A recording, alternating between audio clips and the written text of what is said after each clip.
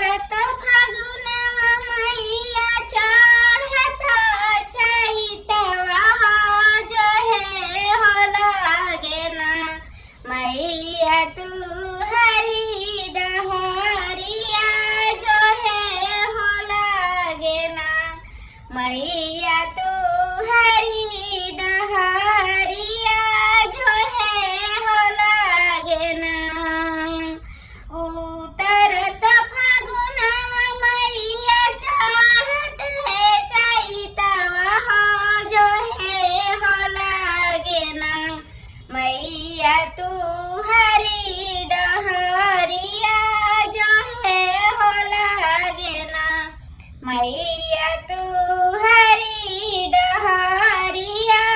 जो है हो लागे ना निबिया ही तरंग मैया धरिया दहड़िया हो कि लाल चुनरी ना मैया तू हरी चौरिया हो कि लाल चुनरी ना मैया तू हरी चौरिया हो कि लाल चुनरी ना उतरत फागुनवा मैया चढ़ते चैतवा हो जो है हो लागी ना मैया तू हरी डहरिया जो है हो लागी ना मैया तू हरी डहरिया जो है हो लागी ना सुबह गुथैब मैया अड़हुल के गजरवा हो कि सझिया बेरवा ना हथवा बेनिया ले डोलैबै हो कि सझिया बेरवा ना हाथे बेनिया हम डोलैबै हो कि सझिया बेरवा ना सुबह चढ़ैब मैया नारियर चुनरिया हो कि सझिया भोगवना मैया सझिया भोगवना मैया में हुआ बतसवा हो कि सझिया भोगवना मैया में हुआ बतसवा हो कि सझिया भोगवना सुबह करैब मैया सरह सिंगारवा हो कि सझिया बेरवना तुहा के झुलुआ झुलैबै हो कि सझिया बेरवना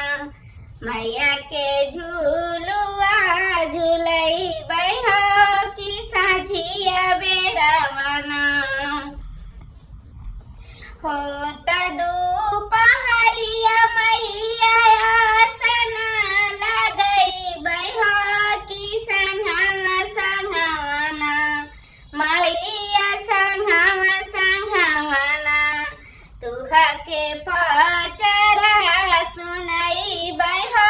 कि संघवा संघवाना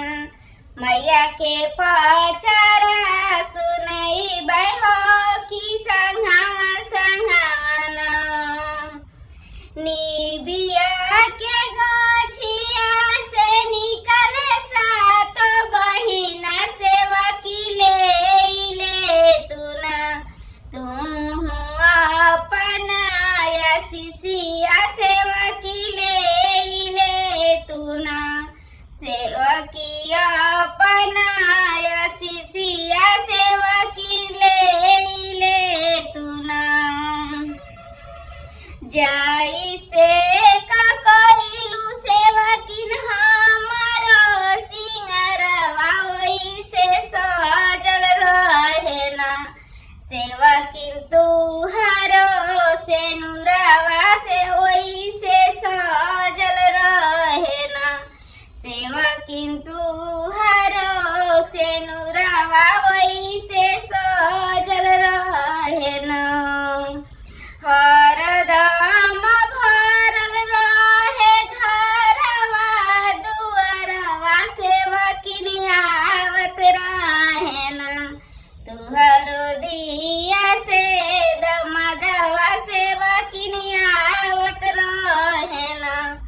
तुहरो धिया से दमदवा से वकिनिया आवत रहेन जैसे कहम के जैसे का सेवा किंतु हमें जुड़ावलू